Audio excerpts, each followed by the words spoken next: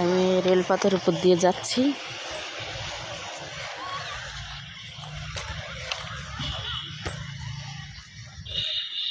দেখুন, এটা হলো রেলপথ। আমরাও আসলাম এখানে দেখার জন্য।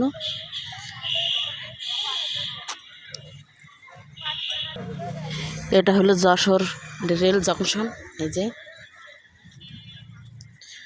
আর এই একজন প্রিয় দর্শক আমার অপেক্ষা করছে রেলের জন্য। অনেক দর্শক রেলে যাবে, সেই জন্য অপেক্ষা করতেছে। হ্যাঁ, দেখতে অনেক সুন্দর দেখাচ্ছে। এখনো সন্ধ্যা হয়নি, সন্ধ্যাতে আরো বেশি সুন্দর লাগবে দেখতে। এইদিকে দেখো, ওই যায় দেখো, এইদিক দেখো, এইদিক দেখো।